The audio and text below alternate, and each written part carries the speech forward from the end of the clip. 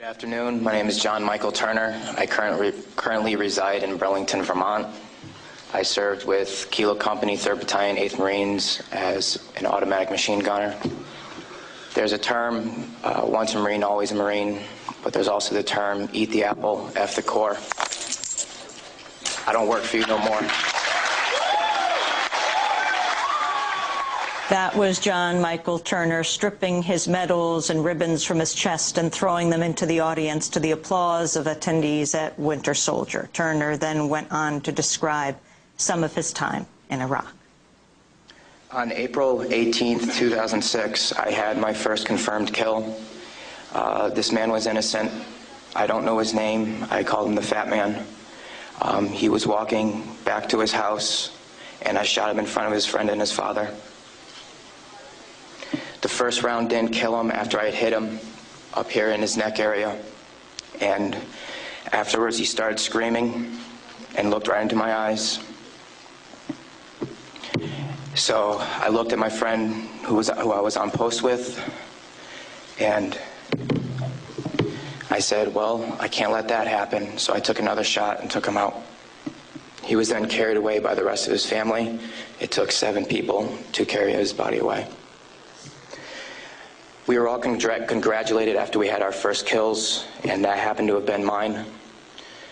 My company commander personally congratulated me, as he did everyone else in our company. This is the same individual who had stated that whoever gets their first kill by stabbing them to death will get a 4-day pass when we return from Iraq.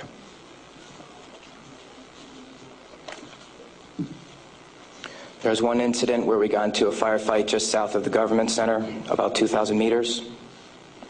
We had no idea where the fire was coming from, and the way our rules of engagement were, pinpoint where the fire is coming from and throw a rocket at it. So with that being said, we still didn't know where the fire was coming from, and an 84mm rocket was shot into a house. I do not know if there was anyone in it. We do not know if that's where the fire was coming from, but that's what was done. Please go to the next image.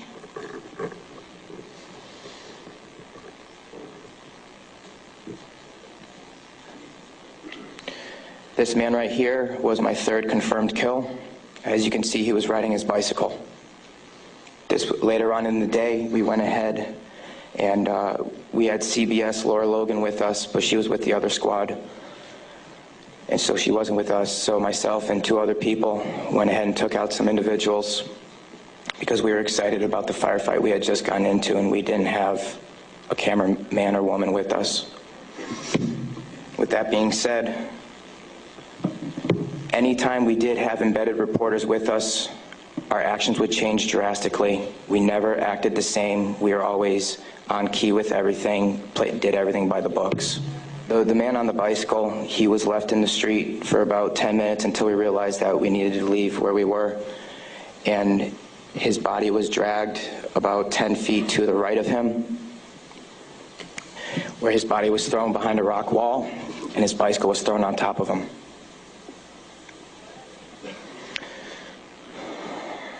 Another thing that we used to do a lot was recon by fire, where we would go ahead and try to start a firefight if we felt threatened in any way, shape, or form.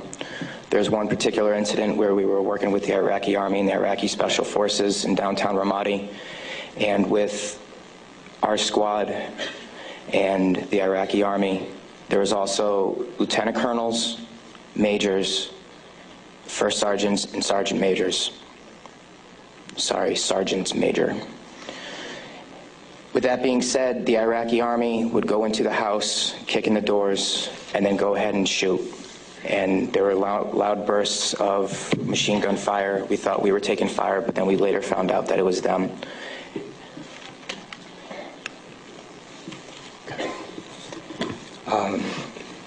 House raids.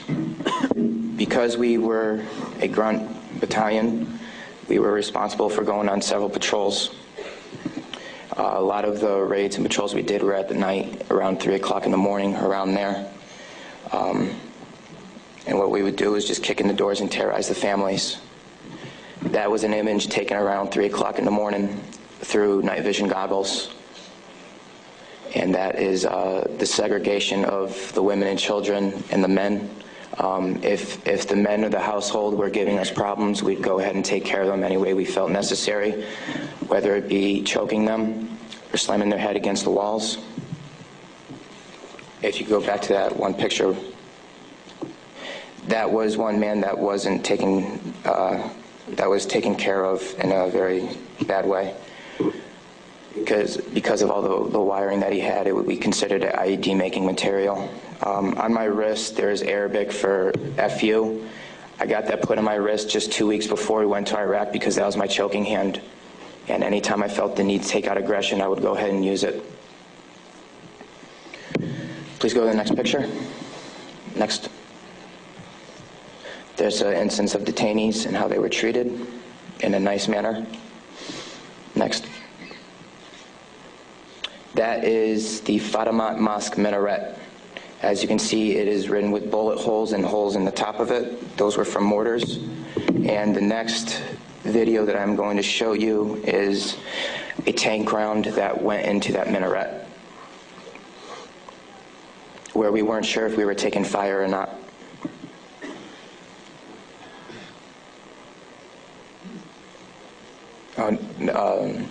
I'll talk about this one. This is after one of the guys in a weapons company had gotten shot. This is a way that we would take out our aggression. For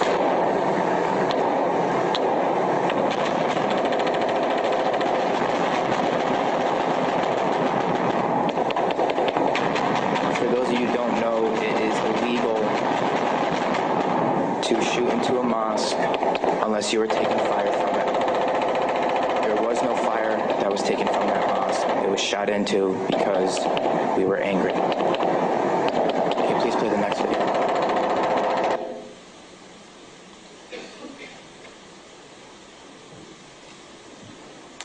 We are on ice cream, trying to suppress the blue and white minaret named Fatima al-Zahra. Hell raiser. Go ahead and take another tank around that building over. That's that mosque door. Another round. Kilo 2. Oh! Yes! Next image. That, okay. With that being said, there's many more stories and incidents for me to talk about, although we don't have the time to. But this just goes to show you that that was the after effect of the tank round. This just goes to show you that everyone sitting up here has these stories. And there's been over 1 million troops that have gone in and out of Iraq. So the possibilities are endless. Next image, please. The reason I am doing this today is not only for myself and for the rest of society to hear, but it's for all those who can't be here to talk about the things that we went through, talk about the things that we did. Next image.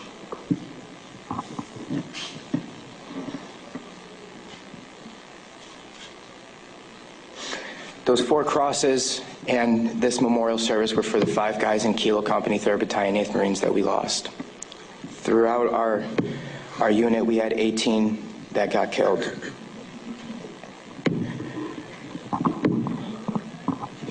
With that being said, that is my testimony. I just want to say that I am sorry for the hate and destruction that I've inflicted on innocent people. And I'm sorry for the hate and destruction that others have inflicted on innocent people. At one point, it was okay, but reality has shown that it is not, and that this is happening, and that until people hear about what is going on with this war, it will continue to happen and people will continue to die. I am sorry for the things that I did. I am no longer the monster that I once was. Thank you. Former Marine John Michael Turner fought with the 3rd Battalion, 8th Marines. The videos and photos the soldiers showed can be seen at our website, democracynow.org. This is